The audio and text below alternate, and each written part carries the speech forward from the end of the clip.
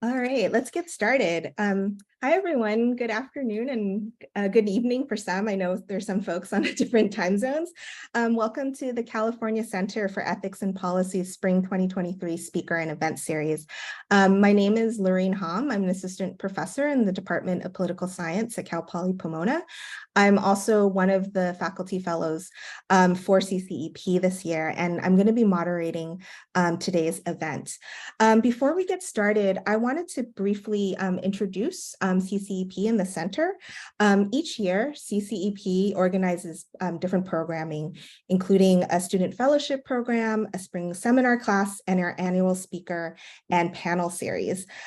We do this around a central theme each year, a theme that's of national and global interest, but especially pertinent to California. And so our theme this year is migration and mobility justice. And we'll be discussing that theme around the issue of gentrification and forced displacement in immigrant spaces. This panel is also co-sponsored today by the Weglin Endowed Chair of Multicultural Studies, which is another initiative at Cal Poly Pomona.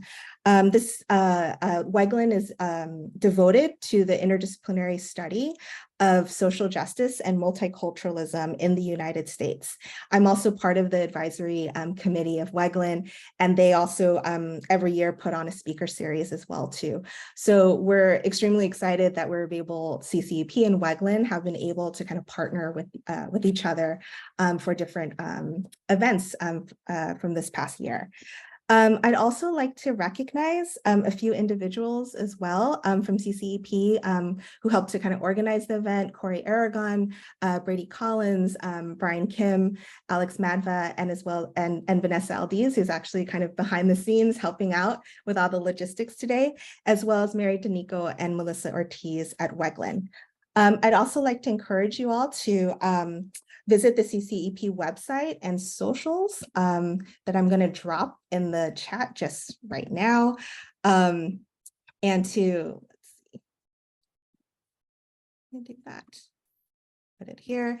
To visit these, the website and socials, as well as to listen to our podcast series as well too. So all the information is there as well too. So, but we should get started on our panel. So our panel today is on gentrification in Southern California, and we're going to be looking at the intersections of migration and mobility justice at this regional and local level, and looking at it in spaces that are experiencing gentrification, but are also uniquely defined by the different flows of migration and immigration in the area, and specifically with the Latinx community. Today, we're going to be learning more about Boyle Heights and East LA and Los Angeles, as well as Santa Ana and Orange County. I'm extremely excited to have Drs. Ashley Hernandez, Geraldo Gonzalez Romero, and Michelle Zuniga present on their scholarship about the gentrification conflicts that are occurring in these spaces today. Drs. Hernandez, Gonzalez Romero, and Zuniga are also editors of a recently published volume called Gentrification, Displacement, and Alternative Futures, which I'm sort of showing here. It includes contributions from both emerging and established gentrification scholars. And there's actually quite a few chapters that focus on Southern California, as well as Latinx urbanism. A slightly shameless plug is that I also contributed to this volume as well, a chapter about the history of forced displacement in Los Angeles Chinatown. So also contributing a bit about the Asian American experience with gentrification as well too. But I'm incredibly happy to have my collaborators here today and to share their contributions and research to you all today. And I'll also share a link to the book in the chat in just a little bit. But I want to start the presentation. So the way we're going to do this, we're going to start off with Dr. Ashley Hernandez, followed by Dr. Zuniga, and then Dr. Gonzalez Romero. I'll introduce everyone at the beginning of the presentation, and we'll have a Q&A at the end. So hold off on any of the individual questions you might have, but feel free to put any questions that you might have in the chat, and I'll try to get to them in the order that I receive them, and I might sort of put some questions together if I feel like they're kind of hitting on the same theme. And as you can probably tell, today's event is also being recorded. So with that, let's start off. I'd like to introduce Dr. Ashley Hernandez. Dr. Ashley Hernandez is an assistant professor in the Department of City and Regional Planning at UNC Chapel Hill. She studies and teaches on topics of housing and community development, urban inequality, and race and ethnic politics. Her current research is an ethnographic investigation on anti-gentrification activism and community-based organizations across the political spectrum in East LA. Her work explores how the Latinx community in East LA struggles to shape neighborhood change and formulate a Latinx right to the city, as well as the ways their larger calls to action and tactics reverberate to other neighborhoods experiencing gentrification across the United States.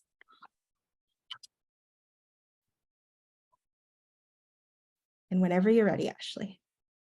Thank you. One moment, I'll share my screen.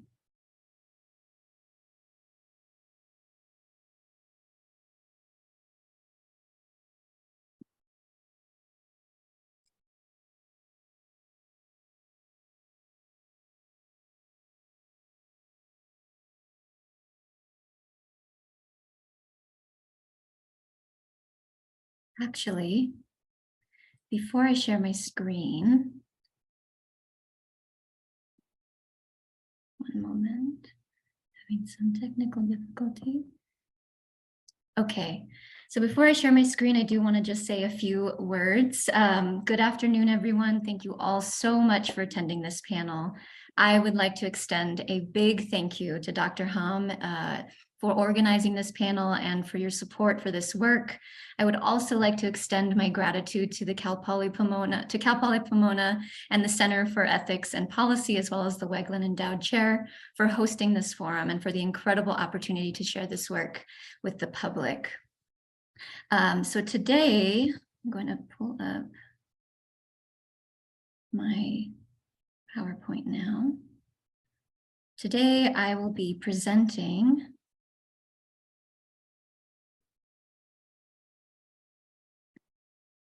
on the East LA Community Corporation and their inside-outside anti-gentrification strategy. So before I jump in, I do want to make a note that this work is part of a larger ethnographic study, as Dr. Hom mentioned, on anti-gentrification activism in Boyle Heights, through which I investigate a spectrum of responses to gentrification and displacement. So I look at both institutional activism as well as autonomous grassroots responses to gentrification as well. And I do this by focusing on and looking at two organizations, the East LA Community Corporation and Defend Boyle Heights. This work, as mentioned, was an ethnographic study, which essentially refers to the methodology that I employed, and a big component of that had to do with embedding myself within the community to carry out participant observations, as well as conducting organizing and activism alongside both organizations who do this type of work every day. And so these are just some of a few photos that I have of myself in the field, just to kind of show some of this work and what it entailed. So I will begin this presentation by telling the ELAC side of the story and an explanation over their strategies of fighting gentrification. But first, a quick overview of the presentation. I'll begin by providing a brief contextual overview of my case study of ELAC specifically, and as well as embedding them in the neighborhood of Boyle Heights. I will then present the methods employed for this project, followed by my findings, and then end with some key takeaways for this work. So this presentation is centered on ELAC and their strategy to fight gentrification. So today, ELAC is a prominent progressive Latinx-led nonprofit community development corporation serving East Los Angeles. And the organization is located in the heart of the working class Latinx immigrant neighborhood of Boyle Heights. Boyle Heights is a neighborhood in LA, as many of you probably already know, often referred to as the gateway to the rest of East Los Angeles, as it is flanked by downtown LA on one side and the greater East LA on the other. Boyle Heights is also a site of continuous social transformation and grassroots radical activism. Today, it continues to be a contested landscape made up of predominantly poor and working class renters, first-time homeowners, mom and pop landlords, small businesses, and vendors, making it highly vulnerable to economic shifts. From 1995 to 2020, ELAC worked to bring about equitable development on the East Side by integrating real estate and grassroots community organizing. They were founded by 4 individuals: a legal aid attorney, an analyst with the Housing Authority of LA, a project manager for a nonprofit developer in the city, and a community organizer. Each were of Mexican descent and grew up in working class immigrant households, coming of age in Boyle Heights when it was suffering from concentrated poverty, severe disinvestment, and blight. Importantly, each shared a sense of values rooted in social justice, with a commitment to using the skills and professional experiences gained in higher education to return to the neighborhood and give back.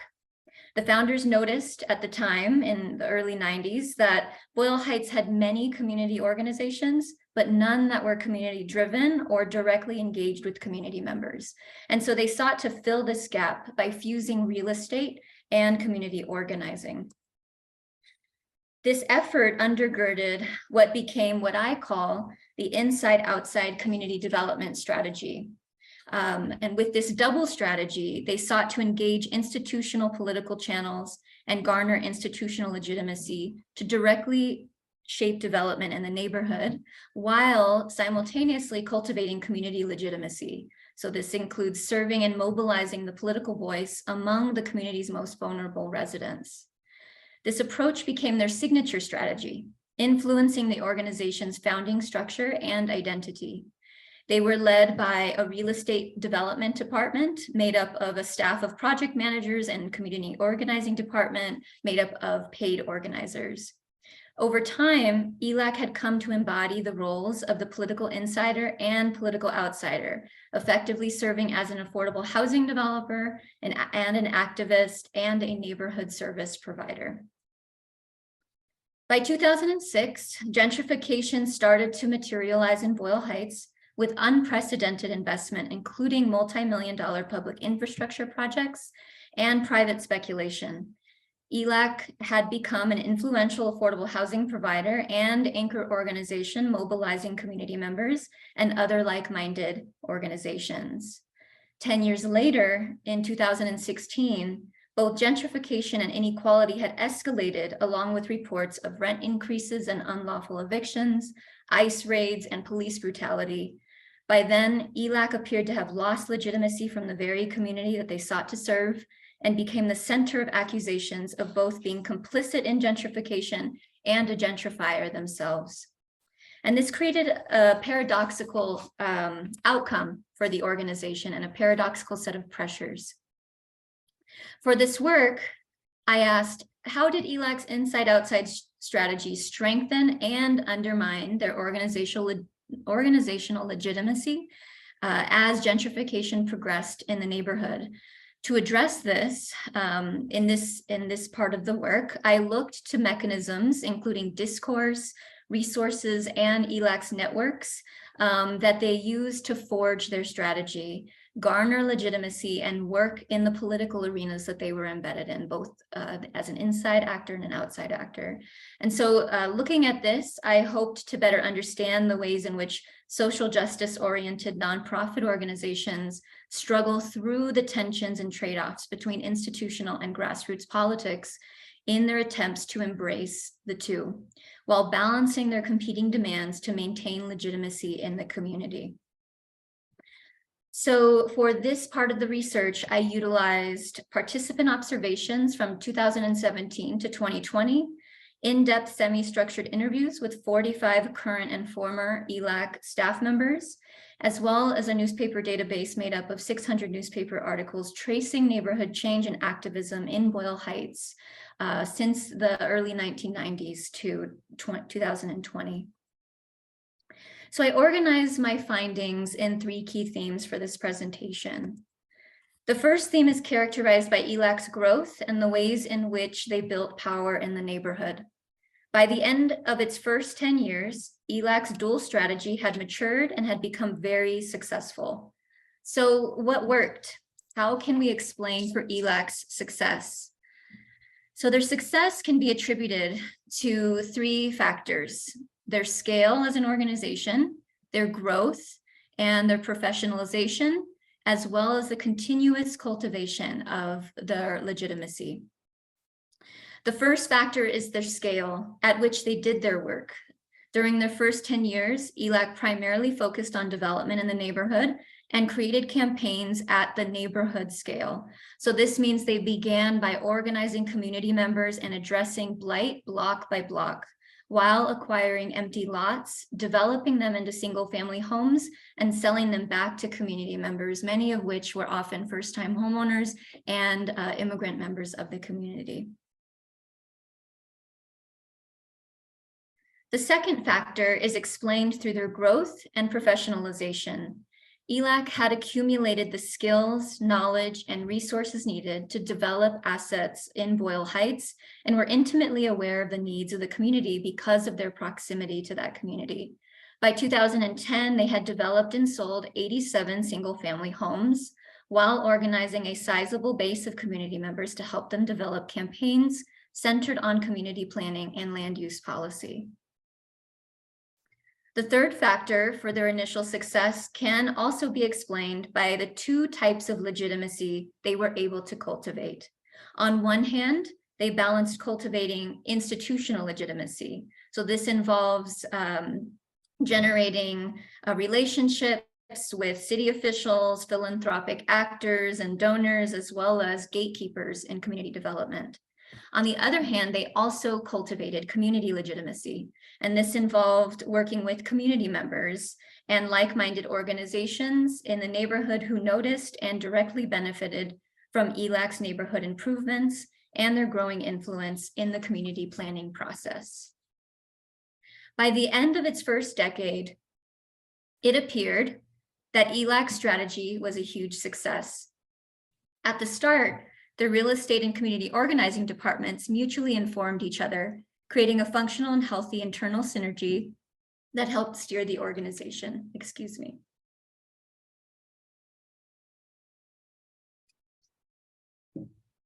ELAC was able to do exactly what the founders intended by serving as a relay between the community and the city to shape development and get the community involved in the planning process. Over time, their strategy became a mutually self-reinforcing virtuous cycle of growth.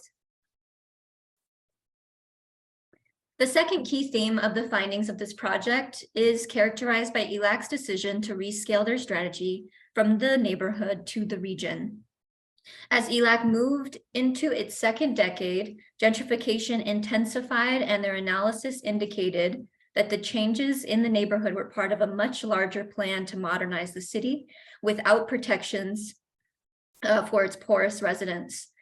It grew apparent that gentrification and their struggle to protect poor residents were linked to broader regional forces that would also affect other working class neighborhoods of color in the city. So they saw this as an opportunity and their responsibility to leverage ELAC's growth and scale up their strategy to hopefully benefit more people in a gentrifying city.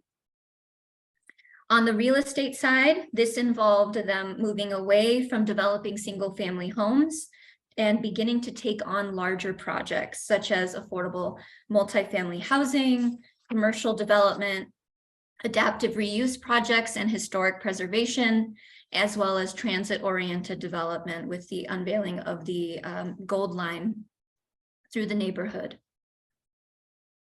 On the community organizing side, they also rescaled their networks and their major campaigns, aiming at planning and land use decision-making of various public institutions that shaped the future for interlying working class neighborhoods.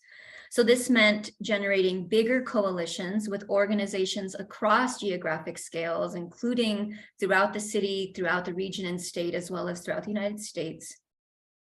and rescaling existing campaigns to address various issues that drive gentrification at those scales as well. So focusing on the various drivers at the city, regional, state, and global levels, or trying to develop an analysis at that level. And then also they began by broadening their campaigns as well to include more issues like citywide renter protections that might capture a deeper base of community members that were living in precarity in the city. As ELAC rescaled, they continued to grow in size, professionalization, and capacity, but were ultimately faced with internal and external conflict through this process, which brings me to the final theme of my findings, characterized by ELAC losing its way and its community legitimacy. The conflicts that ELAC faced were undergirded by two antagonisms that simmered under the surface as the organization grew, ultimately boiling over in time. The first is seen in the antagonistic goals and values between real estate and grassroots community organizing. As ELAC grew within these respective fields, the differences between them grew sharper and became increasingly difficult for them to reconcile. This mismatch between real estate and grassroots community organizing created internal conflict on how to steer the organization into the future. So which arm of the organization and which part of the work should they lead with in their decision making? It led to new struggles over how ELAC should conduct itself, and by now one of the largest landlords on the East Side. The second contradiction stood between ELAC's action at the neighborhood scale versus the city and county scale, which drew questions over who ELAC served first and where their energy should primarily be spent, whether that should be focused specifically in the Boyle Heights community, or if it should be rescaled and focused specifically on Los Angeles or greater regions. These antagonisms placed ELAC at the center of two simultaneous processes that continued to foster internal and external conflict. And this includes horizontal pressures from its real estate side and pressures from its community organizing side to maintain their political networks and resources from institutions and the grassroots. And these two sides pulled them in different directions, creating sharper divisions in their work over time. And this also included vertical pressures to address the driving forces of gentrification and inequality, which pulled them away from the community scale into broader arenas of struggle. So as ELAC started to think about and take action in rescaling their work and their analysis of what causes or drives gentrification, they began to build different types of networks, which outside of Boyle Heights, and that started to pull them away from the problems at the community scale. And this ultimately resulted in an irreparable fracture between real estate and community development internally. So both departments were struggling through conflict, as well as a fracture in community legitimacy on the outside of the organization. So as ELAC gained greater legitimacy with local elites and other larger organizations outside of Boyle Heights, as well as they diversified their real estate portfolio, they were pressured to temper the force behind their community activism. So ELAC was able to gain a desired seat at the decision-making table among major activist networks at various broader scales, but this ultimately divided their energies from directly serving the community and addressing their demands, some of which began to target ELAC directly. So ELAC became essentially a central target of criticism from more radical community organizations, including Defend Boyle Heights. They started to be accused of being a gentrifying landlord and a developer that was part of the gentrification process.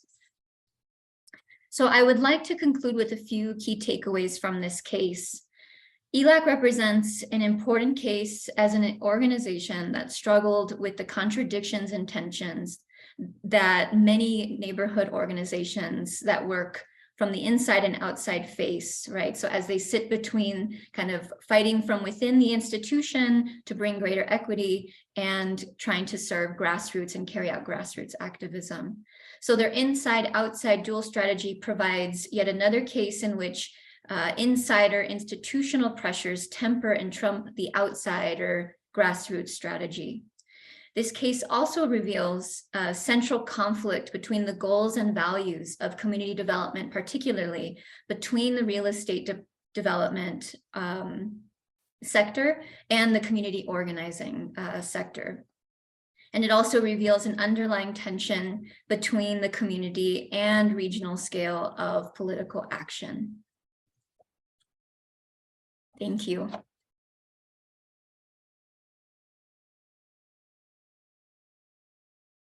Thank you so much, Ashley, for that presentation and getting us to think about the role of community organizations and especially CDCs in gentrification. And if you have any questions for Dr. Hernandez, feel free to put it in the chat as well too. Our next presenter is Dr. Michelle Zuniga. Dr. Michelle Zuniga is an assistant professor of urban and community planning in the Department of Geography and Earth Sciences at the University of North Carolina at Charlotte. Her research focuses on environmental justice policy and on resident perspectives of neighborhood change. She also uses qualitative methods, including participatory action research, to investigate the challenges residents face to remaining in their neighborhoods and to purchasing a home of their own. So. Thank you very much, Dr. Holm. Just work here to share my screen.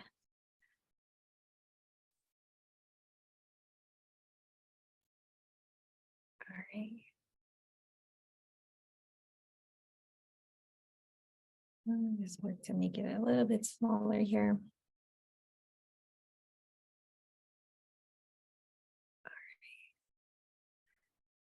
All right. Can everyone see okay? It's so hard to see other people here.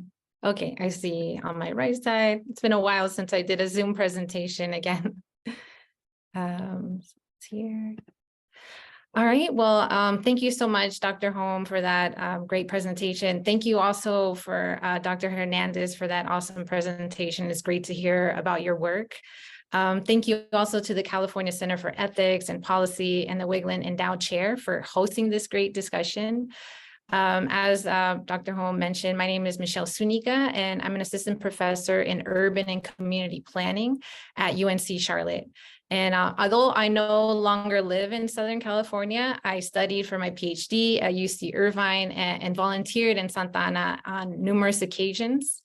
And in 2015, when I started my doctoral program, I started door knocking with organizers, asking residents to sign in support of rent control and surveyed community members of what they would like to see on numerous vacant plots of land in their community.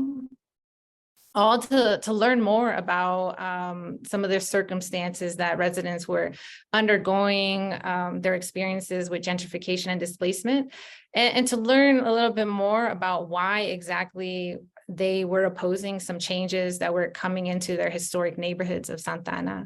And so the study I want to share with you is a study that I focused on for my doctoral research that focused perspectives of neighborhood change in Santa Ana, California. Specifically looking at how residents feel about the changes that they are seeing and how residents then decide to respond to the changes that they are seeing in their community. And this is with efforts to better understand resident opposition to certain plans, but also to understand the emotional ties that residents have with place and the changes that have disrupted this emotional connection residents have with place. In this case, in the historic case of Santa Ana. Just going through. And I'm sure many of you are well aware, given the proximity, but just in case for anyone who's not aware, Santa Ana is in Southern California, about 26 miles from Pomona. It's an ideal place to study the perspectives of change, considering that since the 1970s, it has received increased investment in revitalizing its downtown or its Main Street area. And in the last 10 to 15 years, it has received great investment towards sustainable urban development, like many cities across the US.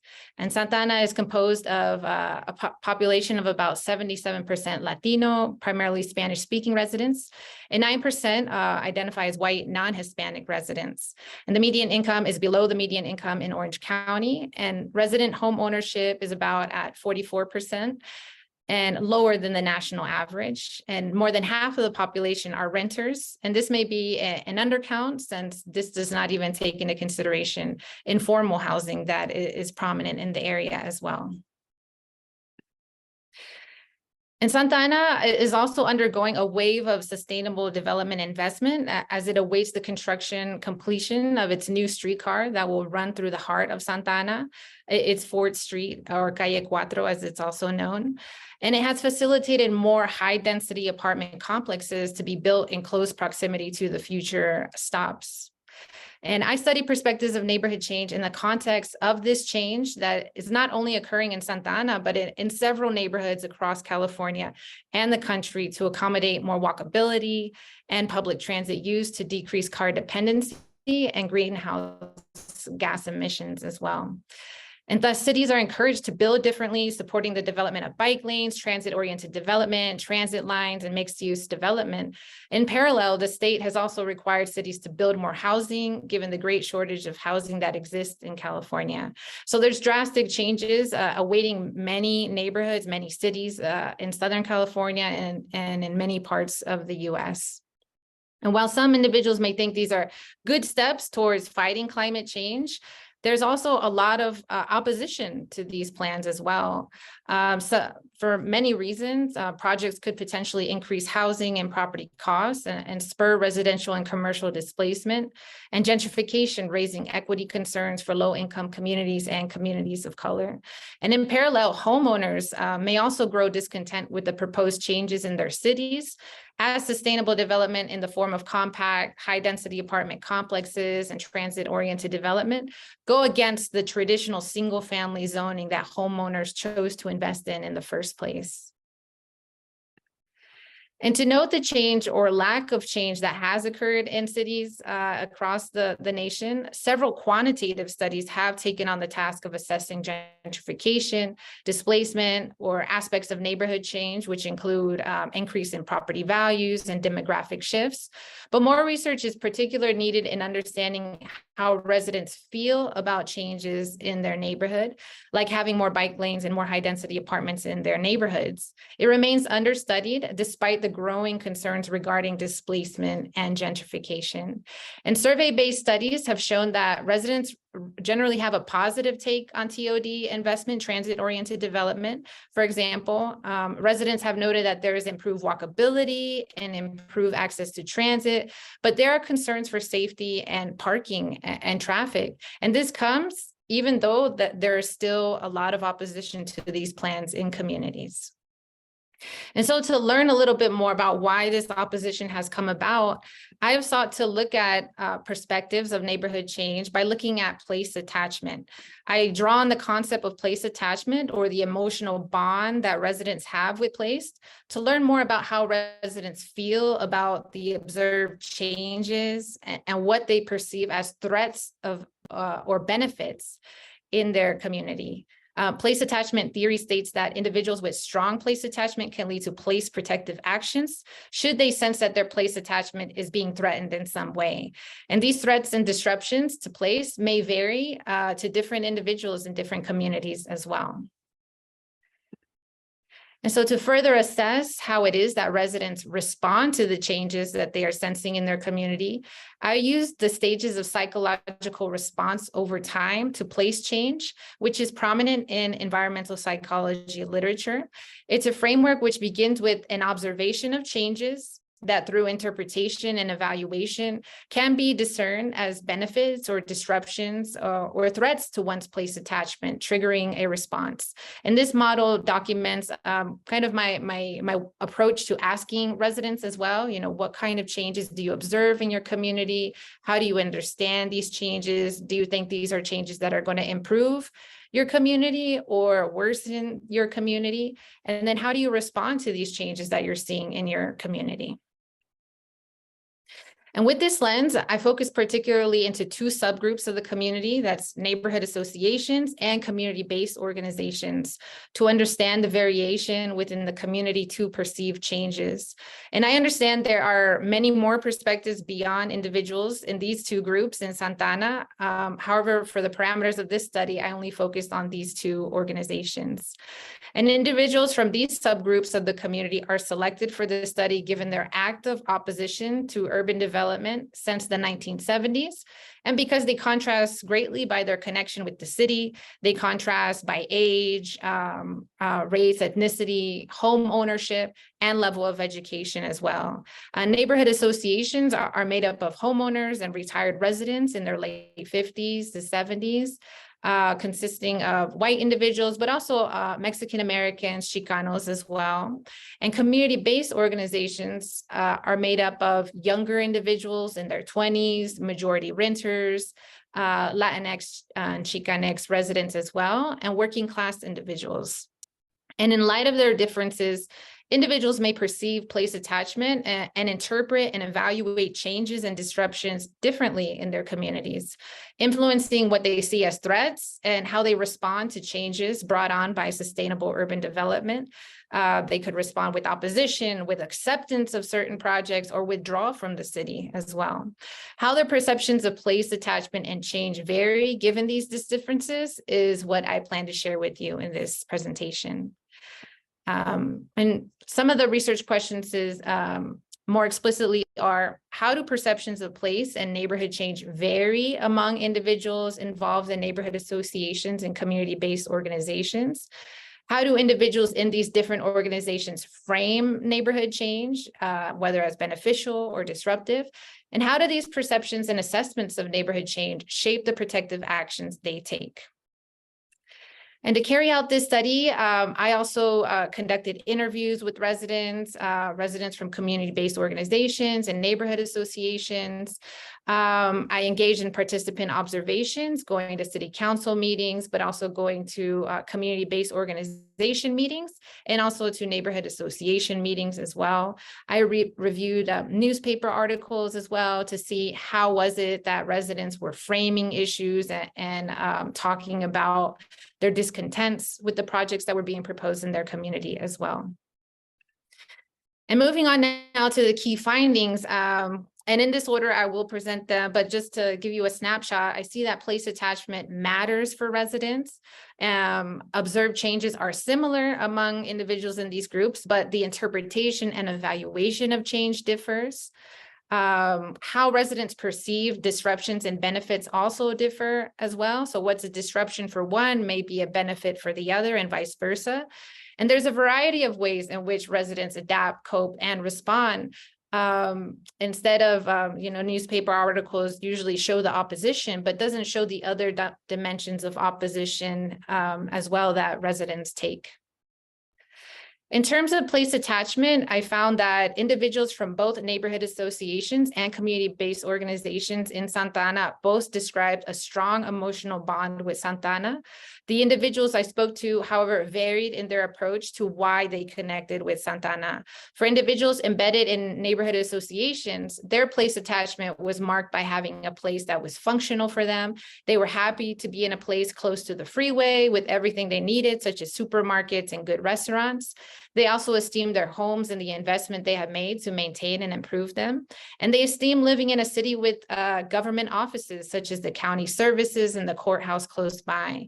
And Fred, an older retired homeowner representing a neighborhood association, says, it's a county seat, and to me, that speaks to fidelity. It speaks to power. It speaks to involvement of people on government and what's going on. On the other hand, individuals from community-based organizations connected with Santa Ana because they identified with Santa Ana. They identified with the Latinx, Chicanx immigrant working class population, the strong Mexican culture that was present in most neighborhoods. and most importantly, identified with a strong Mexican immigrant presence in the downtown or the Main Street area that housed several Latinx shops and services previously. And they also described their city as a safe haven for them, considering the racism and anti-immigrant sentiment that they sensed in nearby cities of Orange County. And this was not the case for several individuals embedded in neighborhood associations, marking a clear distinction of their characterization of place attachment in Santa Ana. And here Javier, a 25-year-old Mexican-American organizer, says, it's very rooted in lucha, like struggle. So I feel I carry that with me. And in terms of observed changes, sustainable development projects in this form of public transit and pedestrian infrastructure did not make up the bulk of observations made by residents like I had imagined. Instead, individuals in both groups reflected on a variety of other topics and challenges ranging from more parking issues to increased overcrowded living conditions, to rent increases, and to seeing more high-density apartment units. And there are many distinct interpretations of for each of these observed changes, but I will share the interpretation and evaluation of only two distinct observed changes, demographic changes that are observed, and also the observation of an increase of implementing high-density apartment units in Santa Ana. Apparent in nearly all interviews was a focus on downtown, the Main Street area, and especially the people in downtown. However, there were several distinctions in how they interpreted and evaluated the demographic shifts in the downtown area, where significant investment has been made, particularly one investment is the OC streetcar, for example. But now, as described by residents and scholars such as Dr. Gonzalez, who will present next, Santa Ana's downtown was historically predominantly made up of Mexican stores and services for the immigrant community, such as quinceañera shops and services for sending money back to Mexico. But in describing the changes seen in downtown in the last 10 to 15 years, several individuals embedded in neighborhood associations say they see more diversity and that downtown has cleaned up a lot since they thought it was nothing but, quote, drug activity and prostitution, quote, before in the 90s.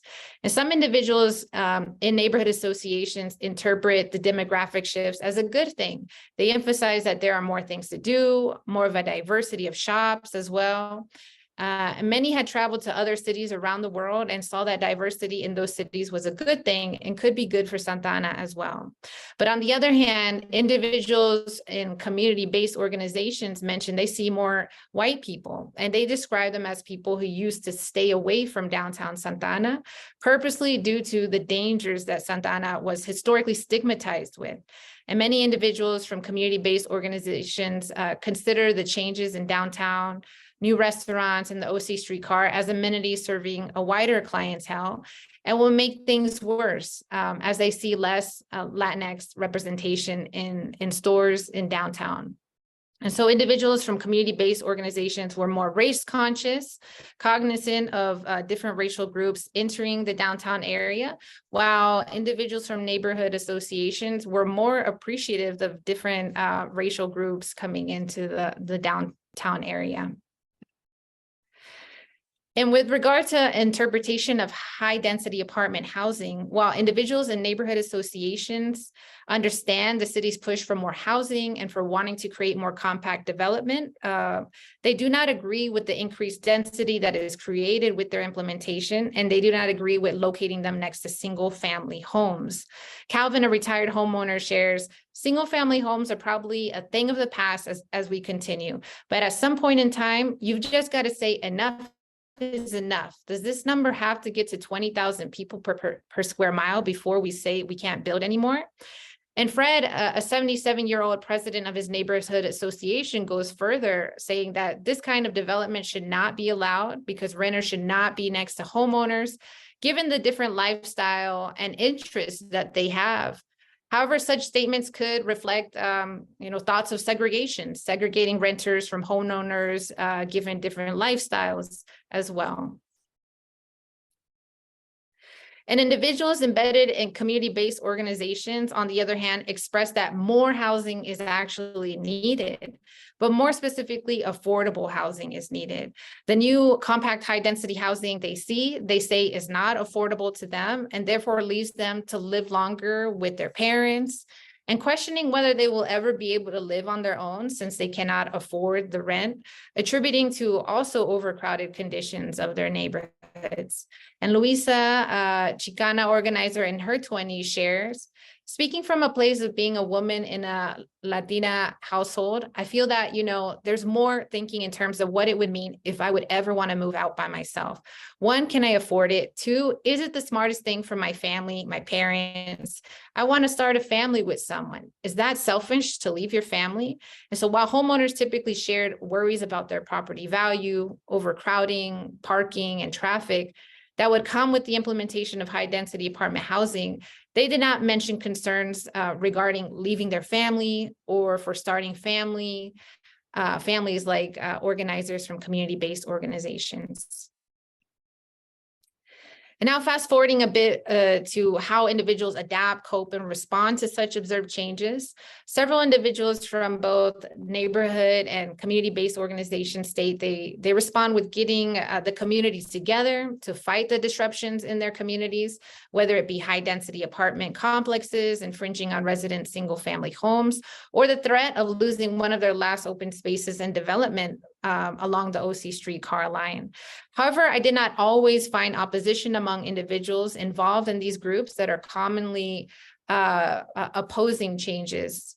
What I found interesting are also the different ways that residents cope with the change that they are observing and experiencing in their communities. For example, Veronica, a Chicana in her 60s, made the decision of shifting involvement in an anti-gentrification organization to an organization that was pushing for changes to the downtown area with new restaurants, apartment complexes, the OC streetcar, etc. She made the shift to embrace the changes in her downtown neighborhood, saying, I have to be a part of these changes. Others sense a tremendous sense of loss of place as they feel their Mexican or Latinx culture erased little by little. They respond with guilt, which later led them to boycott going to downtown and convince others to do the same. Isabel, for example, shares, the more I went to downtown, the more guilty I felt that I was giving more money to the people that were being part of the change. And others, such as Larry, on the other hand, a white retired county planner, has responded numerous times with protests to high-density apartment units infringing on his single-family neighborhood, but he has now reached a point where he's tired of resisting so much, tired of protesting the changes in his community, and has contemplated actually moving out of Santa Ana as well. Larry shares, the skin, so to speak, is thin, it doesn't take much to wear me out. And in line with previous research, residents frame neighborhood change differently due to historical experiences and the political and economic conditions one had lived through. Individuals from neighborhood associations, the older generation, remember Santa Ana as a dangerous place and therefore welcome change, particularly in the downtown area. And many also want to protect their neighborhoods, most importantly, their investments, and therefore take action against developments that threaten to hurt their property value with overcrowding. Individuals and community-based organizations, on the other hand, remember their city as a Latino immigrant city filled with struggle and are against any development that threatens their racial identity, especially after having experienced anti-immigrant sentiment when they left their safety zones of Santa Ana, or when outsiders have come into their spaces of safety. And also of importance to think about is one's organization affiliation. It matters for how one shapes their perspective of the changes coming into their community, but also helps to shape the responses that they would take against the changes or the threats to their place attachment. For example, neighborhood associations are involved with an organization that has strong ties with the city. They're assigned to planners to assist them. They have more access to networks, law enforcement, city staff, and city council. And on the other hand, community-based organizations at times are at odds with the city. And although they also have strong networks, there could be circumstances where one is in survival mode and not able to fully participate in resistance against plans that are taking shape in their community as well. And so finally, I speak to you as a planner, and I know that Pomona, there's many students that are pursuing degrees in planning. But it's important to think about, okay, so why does this matter for planning, or how do I use this information to influence my planning approach? And I think it is very important to listen to residents and where they're coming from, but also think about their emotional bond that they have with place. It also gives you an increased understanding of opposition to sustainable development. So many times the opinions of residents are dismissed, and as residents are just depicting as being against development, always against development in city council meetings, but it's important to dig in further, even as planners, where does this resistance come from and how does it relate to the emotional bond that residents have in place? But as I mentioned before, this research took place before the pandemic, and so I'm aware there's a lot of changes that have occurred. One change is that Santa Ana officials have voted to dissolve the downtown business district. After Latinos have resisted the downtown business district for so long, as it was thought to encourage gentrification in the area. And so it's important for planners to also listen to residents and the ideas that they have for protecting their safe spaces as well. And so with that, I'll end my presentation. Thank you very much for your time. Thank you, Dr. Zuniga. That was a great presentation and kind of, again, a reminder about the importance of centering the perspectives of residents and how important they are, especially in these gentrification conversations and policy conversations. Last, we have Dr. Geraldo Gonzalez Romero. Dr. Gonzalez is a professor of Chicana and Chicano Studies at California State University, Fullerton. As a critical urbanist and ethnic studies scholar, questions about what could lead to more equitable and just urban futures intrigue him. His research areas include gentrification, neighborhood change, planning processes, urban health, governance, and public policy, emphasizing Mexican immigrants and communities of color. Geraldo has over 25 years of experience in program evaluation and strategic planning of healthy communities and community building initiatives. He is also the author of Latino City, Urban Planning, Politics, and the Grassroots, which was published in 2016. I'll hand it off to you. Thank you. And thank you, Dr. Hernandez and Dr. Zuniga, for your excellent presentations. I absolutely love hearing your work. And thank you, Dr. Holm, and thank you, the California Center for Ethics and Policy and the Wegland Center for bringing us together. It takes so much time and energy to put something like this together. I'm very grateful. So let me put this up, share screen. And slideshow from the start. Is it visible? Yeah, okay, great. So what I'm going to present today is some research on the downtown Santa Ana, looking at the commercial aspect of gentrification. And one of the things that I wanted to do is set up a presentation that opens up for a discussion. I'm really curious to learn from everybody attending today, some of your perspectives and feedback, because I'm moving into a new research agenda.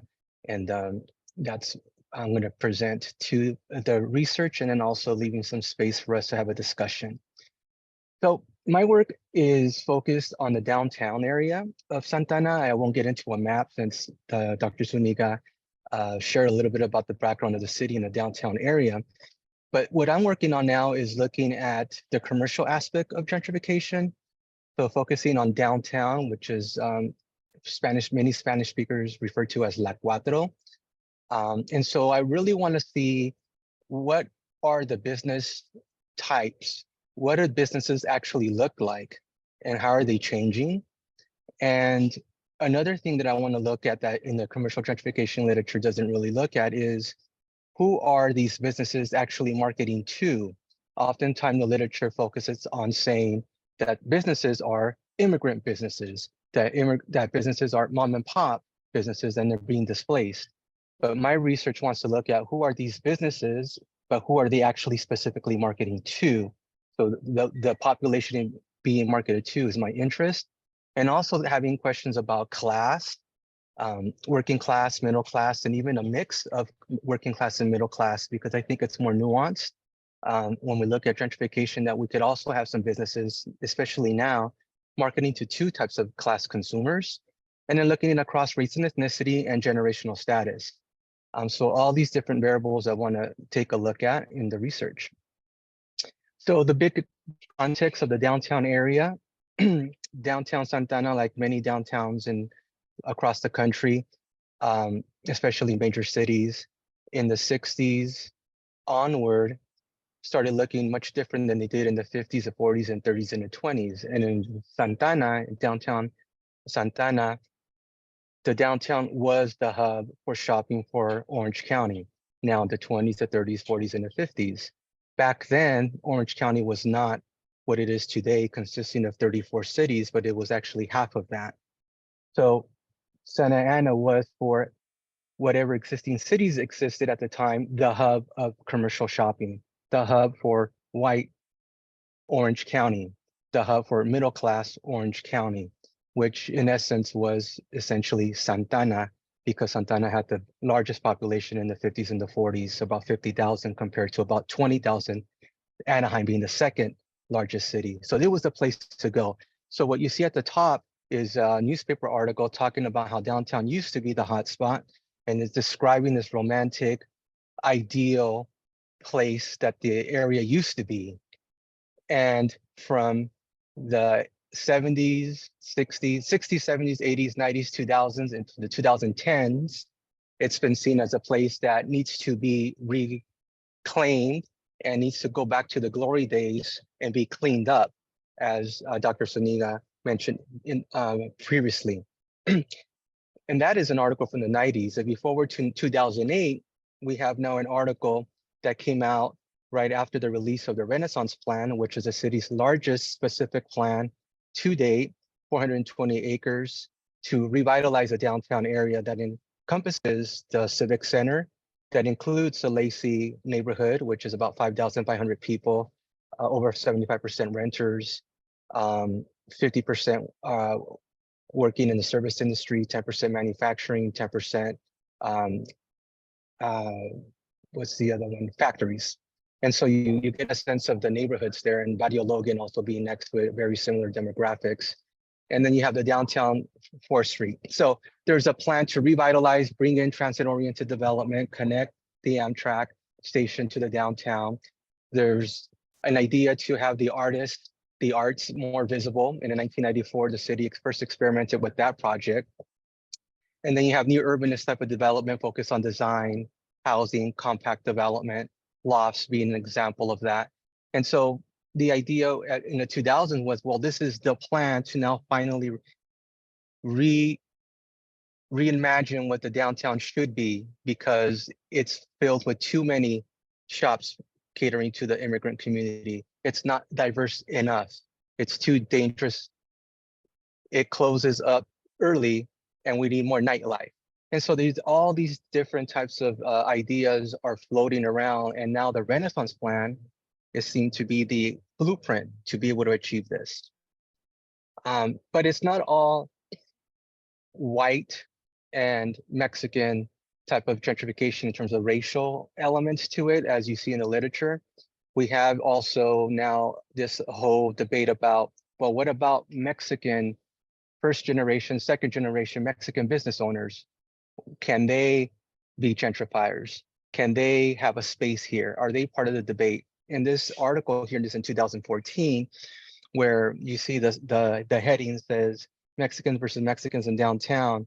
And then there was this whole back and forth shouting about Mexicans, a group of Mexicans activists shouting to the new business owner, who he himself is Mexican and the son of immigrants, calling him a sellout for opening up a barbershop in the downtown.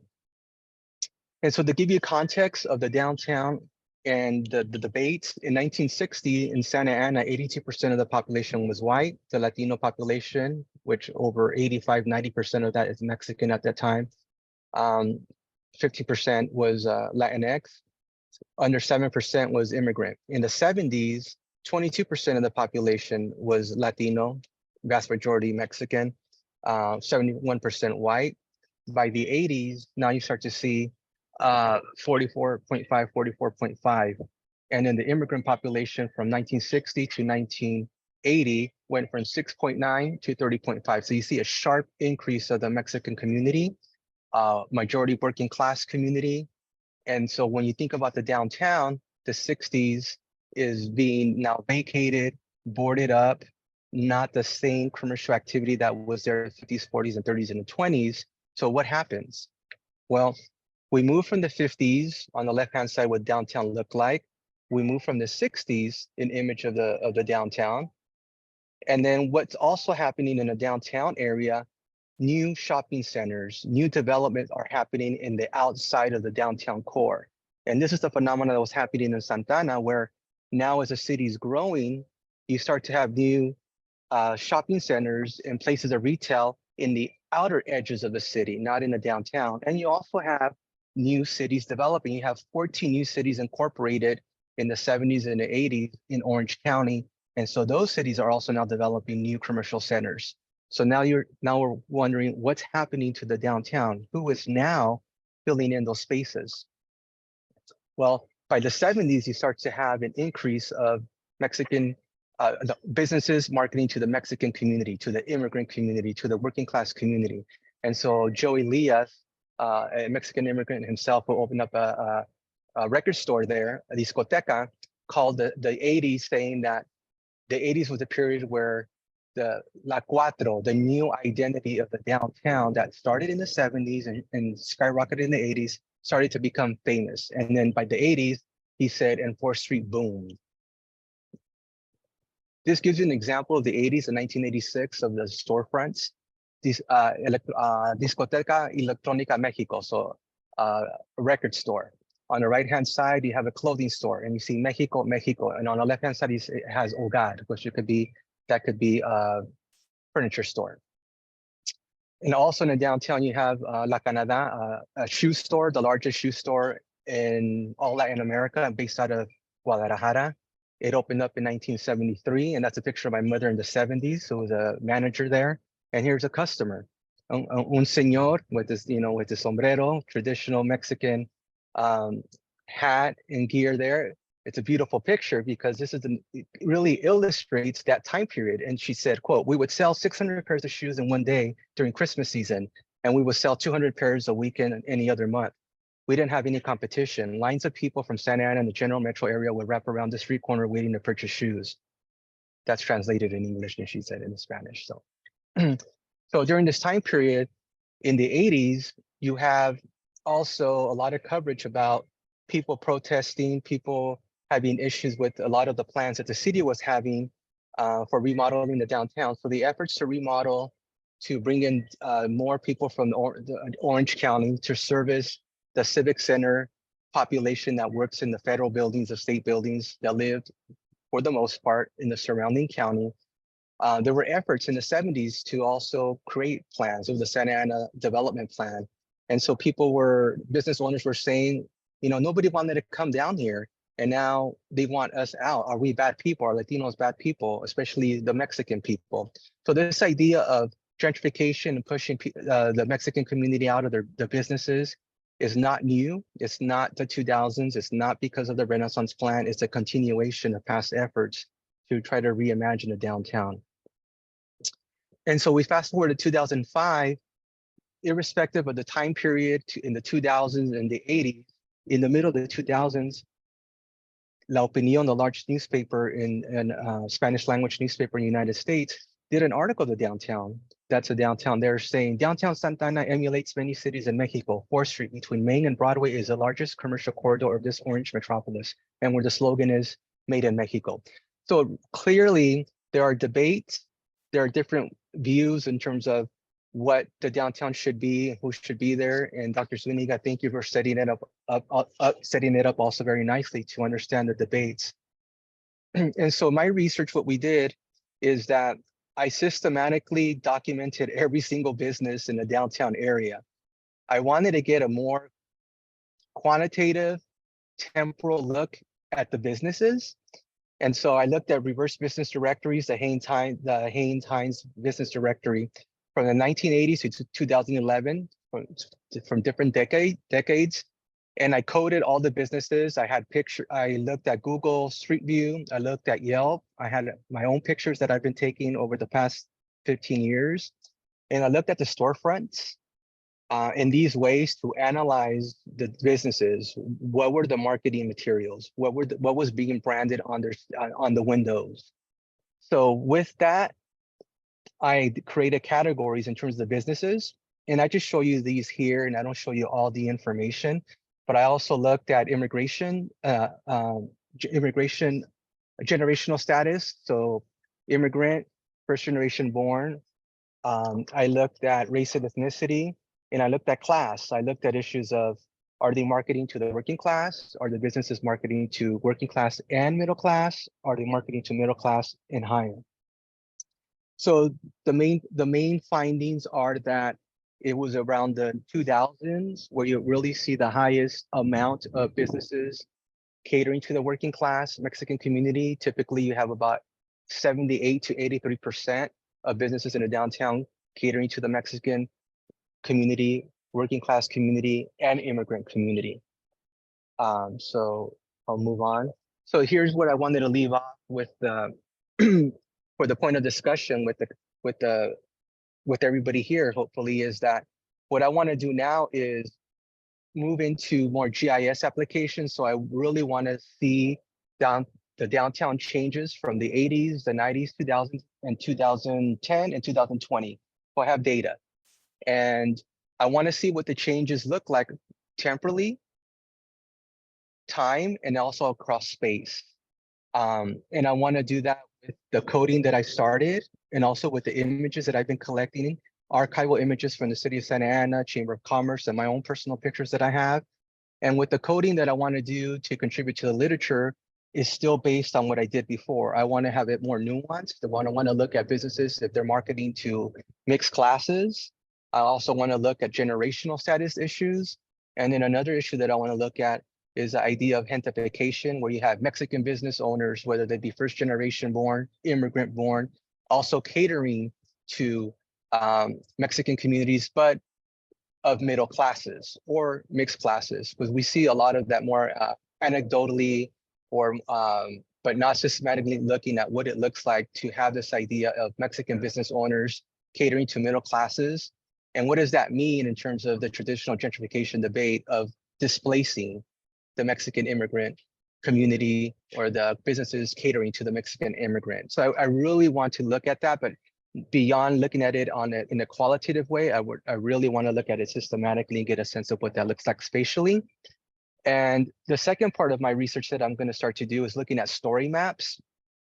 And story maps are a different way to share a story, convey this idea of what is a narrative of progress and what are the narratives of loss, going back to also the previous presentation.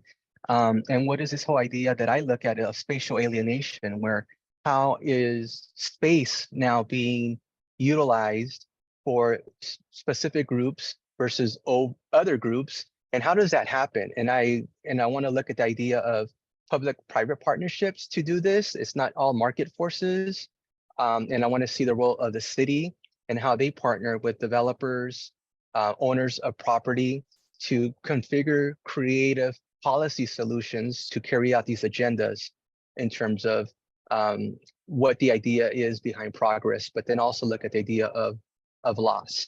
And with that, look at contradictions and nuances that come with all the debates. Maybe I'll show you later, but I had an example of some story maps. It's really a way to be interactive and to show visually in a different way. Well, maybe I could show you. Do we still have time? How much time do we have? Maybe like 2 more minutes?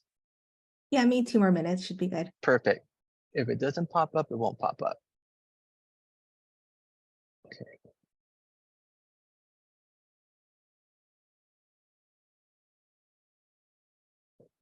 So this is an example of a story map where you get to see different ways to convey a story online, and you get to interact with this. And so I really want to highlight what's been going down in the downtown area from the 60s, the 70s, 80s for over 40 years in a more visual way. and complement this with more GIS, geographic information system mapping. So I just wanted to share with you some of the future ongoing directions and welcome any feedback that you might have with these ideas that I presented today. So I'll stop sharing there, and that's it. Thank you so much. Great, thank you so much, Dr. Gonzalez, and also kind of bringing in the conversation about businesses and commercial gentrification into our conversation today. So we already have one question in the chat, but I encourage everyone, if you have any questions, to either put it in the chat or you can raise your hand and I'll call on you if you feel more comfortable doing it that way. But we did have one question already, I think that popped up in Dr. Zuniga's presentation, and it was from Dennis Lopez. And he has a longer comment here, and I think he kind of mentioned being very living in Santa Ana too as well. I'm sorry, I'm gonna like really summarize your comment here, but within that, he was talking about housing, and I was wondering if Dr. Zuniga, and I think we can open it up to all the presenters, about commenting on any of the change over the past 35 years in unapproved housing conditions, like living in shacks, garages, and families who must live in single family homes or apartments because of the lack of affordable housing. So I think Dennis is also talking about overcrowding, quote unquote, kind of overcrowding, right? And how more than one family or household might be living in a single family home and how that's being addressed. Yeah, thank you very much, Dennis, for that question. And feel free to chime in, Dr. Gonzalez. I feel like perhaps because your work goes farther back, you may have a different perspective or a more informed perspective. But I think in terms of housing, similar to what have happened in different cities across the US, you do see that there are policies that are put in place against multiple families living in a household. And so with that, there's fines for people living in multiple houses, and then forced displacement and eviction as well.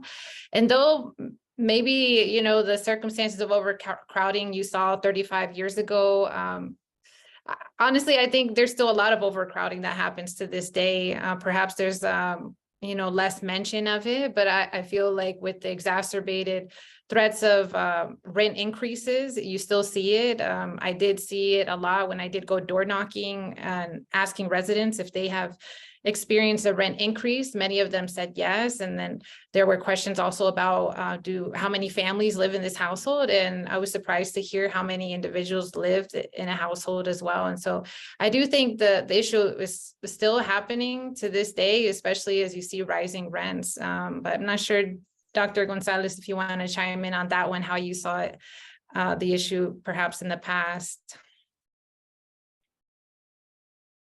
No, what you noted, I mean, it's right on. I don't know what else to add to that. I mean, I'm trying to look at the question. It seems like it's a policy question, but I don't know any policies. I'm not in the looking into the housing policies. I don't know. I just know that it's virtually impossible to afford to live and pay your own rent. I mean, if I mentioned earlier, like in the Lacey neighborhood, over 75% of the people there are renters. About 5,500 people live in that area, contiguous to the downtown, and so about 53% work in manufacturing, 11% work in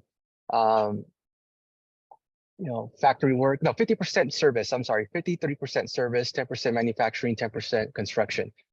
So generally speaking, you're not going to make too much money. And generally speaking, it's going to be hard to live. And we already know how hard it is to pay rent. So people, it's a survival strategy. I mean, I don't know what else we could do. And it's not a Santana issue either.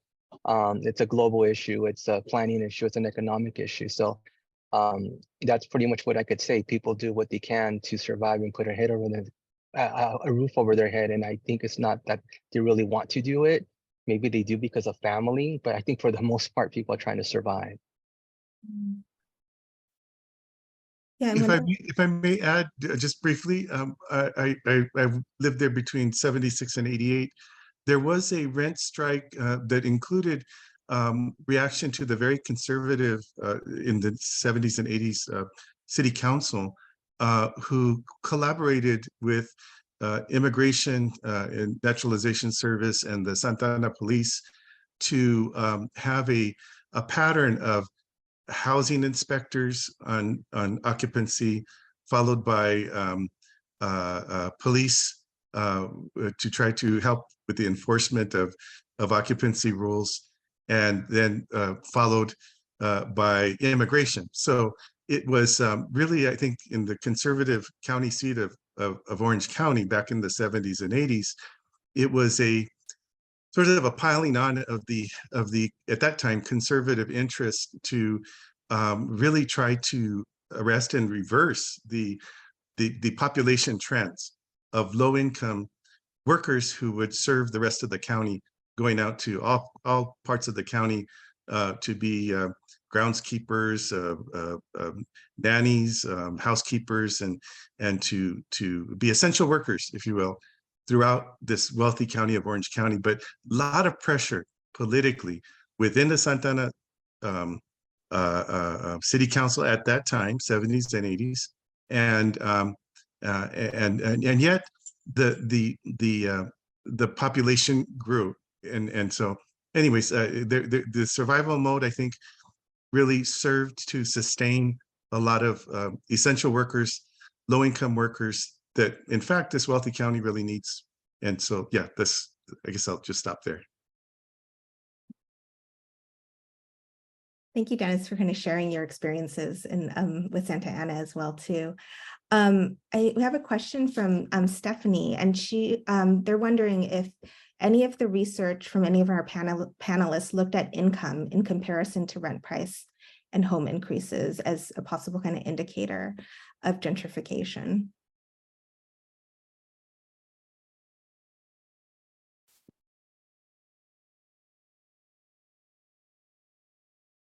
No. I didn't know. No, I didn't as well.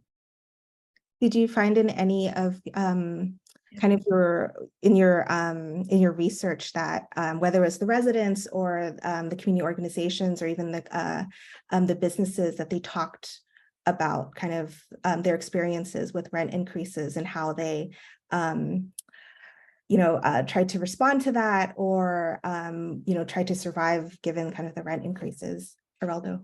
Oh, okay. Well, rent increase on the commercial aspect, I could give you just a general. In a particular section of the downtown, the east part, where the Yos Theater's at, where the Kiosco was at, where the Fiesta Marketplace Identity was at, really quickly there, the owners of that area who had the most vested interest in terms of ownership, 98% ownership of the area, when they gained 98% ownership of the area, which is in 2011, and there's a complex history behind that, the owners of the buildings were telling their tenants, change your product, and then we're also raising the rent. So that right there in itself was like, there's a change of the guard. We have a new agenda, we raise rents, and we also need to change the products to appeal to a different demographic and a different marketing base. So that was the closest that we hear about in terms of rent increases and also asking people to start changing their products. But in terms of like homes and landlords, my research didn't look into that. Yeah, and if I can just jump in and say that, Stephanie, I think that's maybe an under-researched area. It's an area that would be, very important to look more into. I just think about phrases that my mom says, for example, everything goes up except for the income, or she says it in Spanish, todo sube menos el sueldo. Or also, I mean, the fact that my aunt, for example, who works cleaning up restrooms in the airport, she's sick. She has a hurt knee, but she keeps going to work, because if she doesn't work, then that's a day without being able to pay the rent, a day without being able to purchase food. And so it comes up in conversation, and we, sometimes laugh about it and we move forward, but we really do need to hone in on this kind of research to put out the numbers of how there's an imbalance of not having incomes rise and meet, the rent increases as well. I can add a little bit about the kind of conversational piece that Michelle's referring to. Like in my work, when I was among kind of meetings within the East LA Community Corporation, and they'd be strategizing around how to develop deeply affordable housing, because you have affordable housing that can serve a particular segment of folks who make a particular amount of money, and then you have deeply affordable housing that will serve folks who often fall through the cracks of being able to live in affordable housing. And the whole kind of tension in that is really interesting, and it's kind of a difficult one. So just to explain more, the conversation for nonprofit housing developers like ELAC is really, how do you develop affordable housing that can serve a great number of people while being able to pencil out or be a project they can pay for. So it's like a balance between being able to charge high enough rent to pay for the development.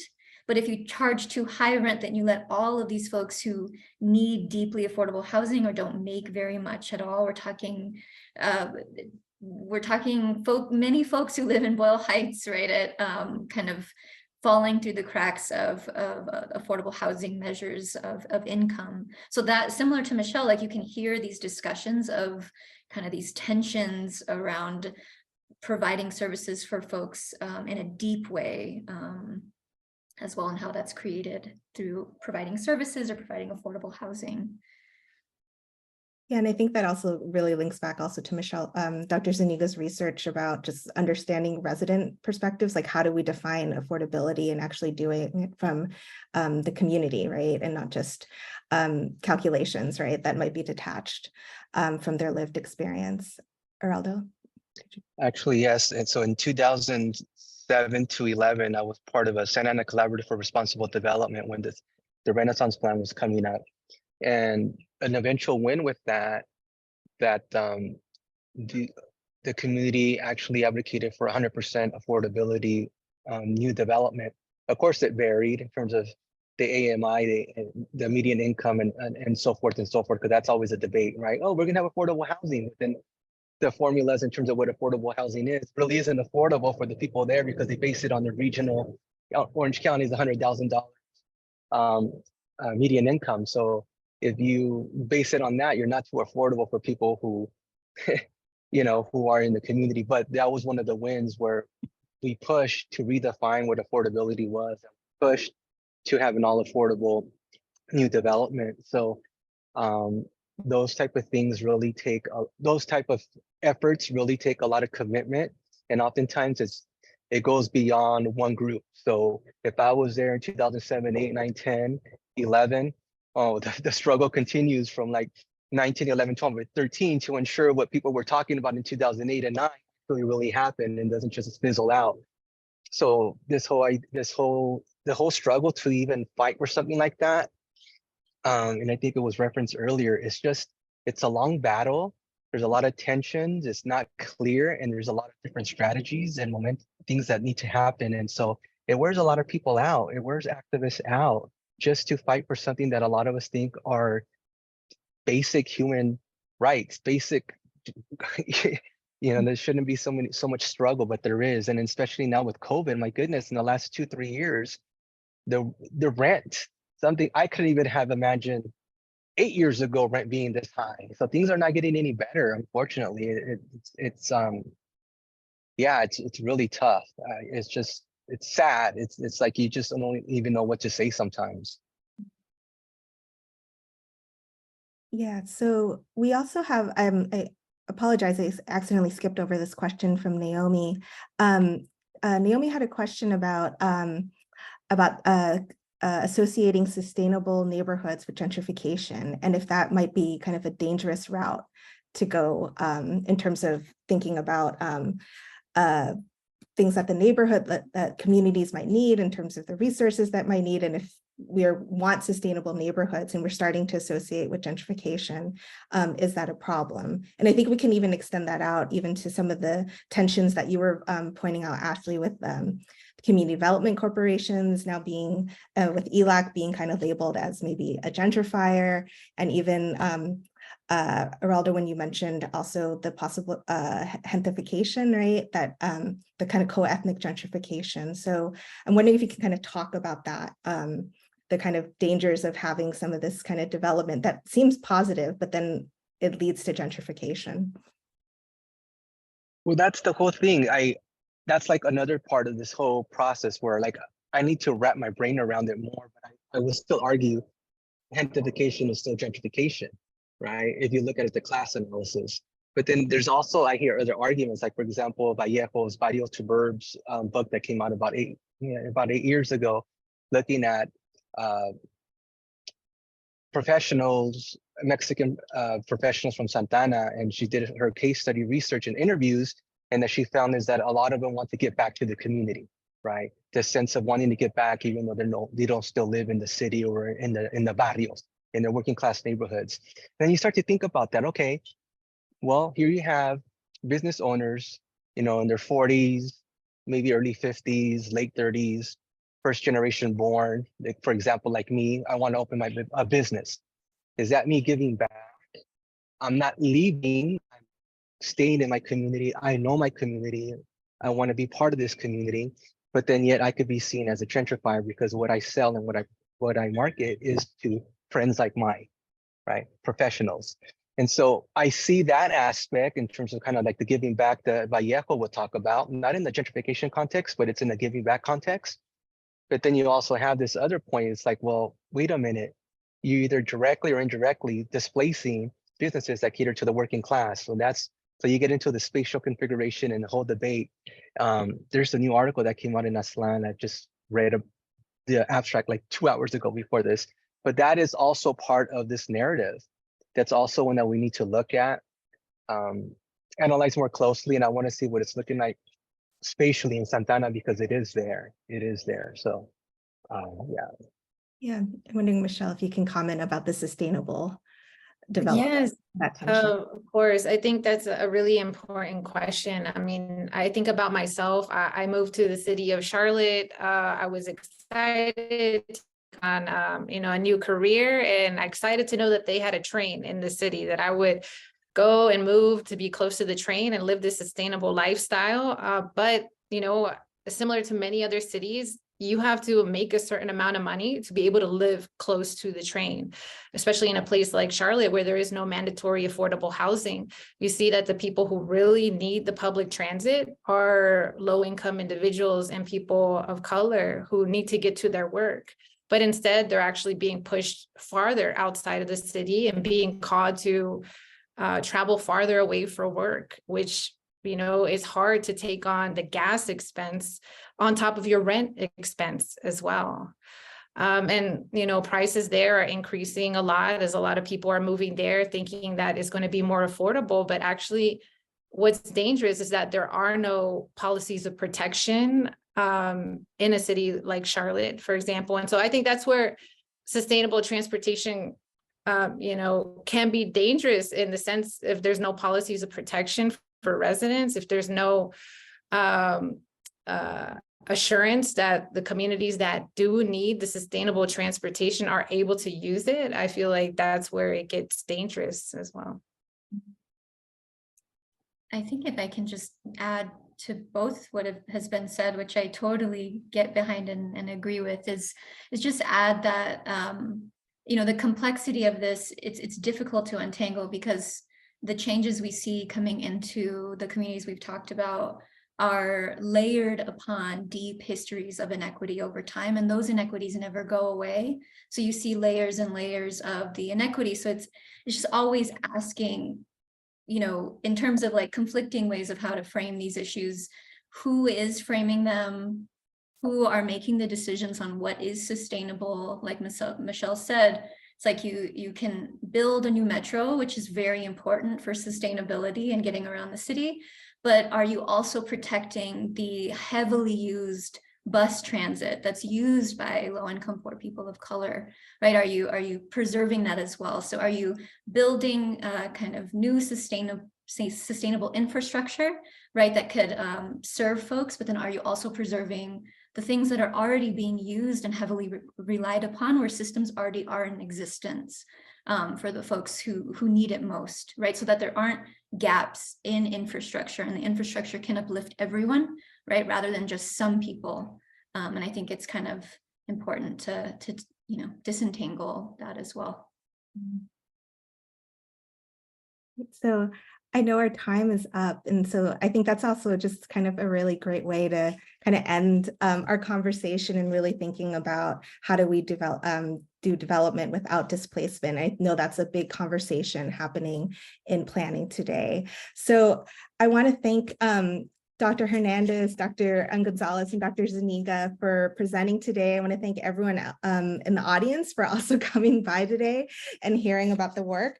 I just wanted to plug again, I'm going to drop those links to CCEP, our socials, our website, our podcast, as well as the link to the book that our presenters co-edited today.